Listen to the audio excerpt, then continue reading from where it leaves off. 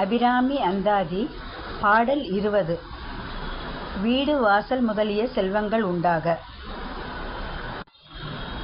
உரைகின்ற நின் திருக்கோயில் நின் கேள்வர் ஒரு பக்கமோ, அரைகின்ற நான் மறையின் அடியோ முடியோ அமுதம் நிறைகின்ற வெண் திங்களோ கஞ்சமோ எந்தன் நெஞ்சகமோ, மறைகின்ற வாரிதியோ பூரணாசல மங்கலையே. பாடலின் விளக்கம்.